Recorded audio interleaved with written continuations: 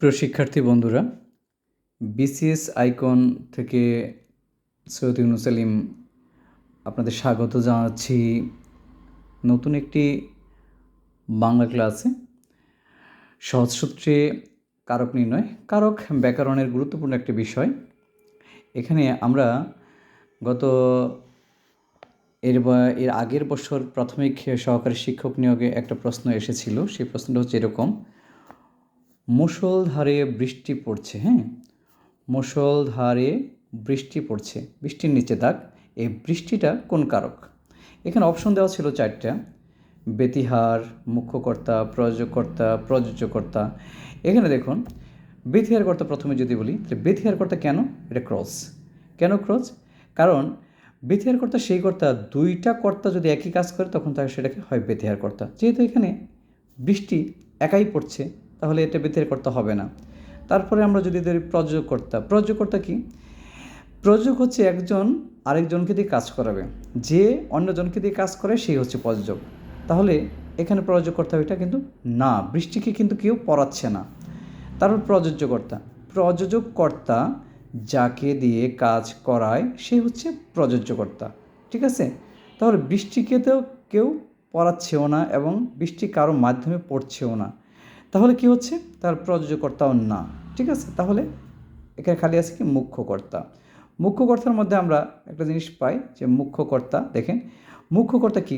যে কর্তা নিজে নিজেই কাজটি করে সে হচ্ছে মুখ্যকর্তা। যদি বলি তুলি বই পড়ে, তাহলে তুলি হচ্ছে মুখ্যকর্তা। ঠিক মুষলধারে বৃষ্টি পড়ছে, কি পড়ছে? বৃষ্টি পড়ছে। বৃষ্টি এ পড়াটা হচ্ছে কাজ, কে করছে? এই কাজটা কে করছে? বৃষ্টি নিজে নিজেই পড়ছে, এজন্য এটা হবে আপনার মুখ্যকর্তা। তারপরে আরেকটা প্রশ্ন পাই আমরা, গরুতে দুধ দেয়। গরুতে নিচে দাগ। এখানে এই প্রশ্ন এসেছিল 17তম আপনার 17তম শিক্ষক নিবন্ধনে। শিক্ষক নিবন্ধন 17তম শিক্ষক নিবন্ধন পরীক্ষা এসেছিল যে গরুতে দুধ দেয়, গরুতে নিচে দাগ দিতে পাচ্ছেন গরুতে। এখন এই গরুতে কোন কারকে কোন সমাস, কোন কারকে কোন বিভক্তি, কোন কারকে কোন বিভক্তি? দেখেন তাহলে গরুতে, তাহলে এখানে প্রথমে দেওয়া আছে করণে সপ্তমী। আচ্ছা, করণ কারক বলতে কি বোঝায়? কোনো কিছু দ্বারা যদি কোনো কিছু সংগঠিত হয় সেটা হচ্ছে করণ কারক, তাহলে এটা অবশ্যই না।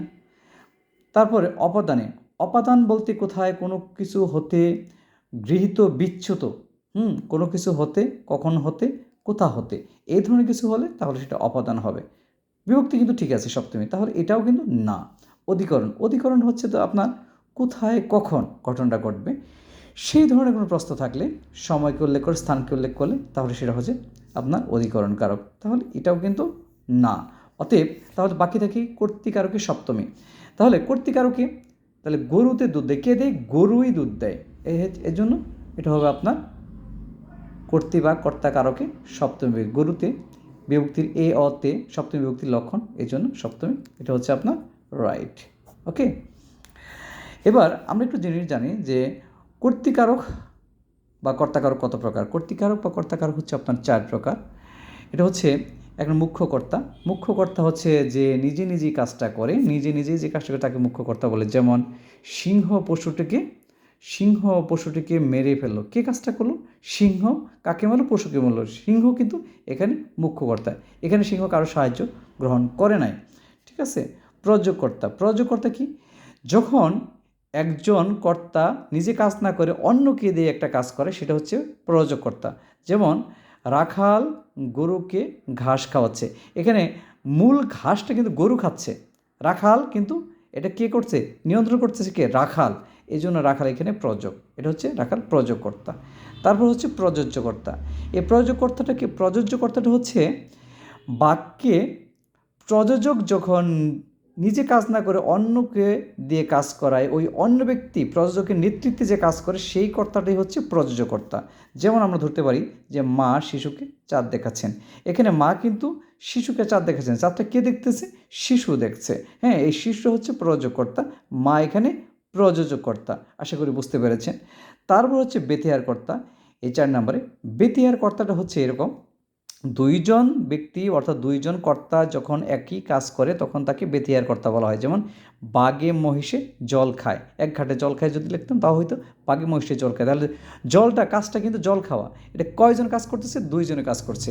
এই জন্য কিন্তু এটা হচ্ছে আপনার বেতিয়ার কর্তা। দুইজন কর্তা যখন একই কাজ করে তখন তাকে বেতিয়ার কর্তা বলে।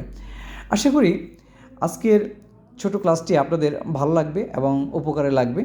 এরপর যদি এবং আপনারা লাইক কমেন্টস করে জানাবেন আপনাদের ক্লাসটা কেমন লাগলো এবং শেয়ার করবেন। সবাইকে ধন্যবাদ।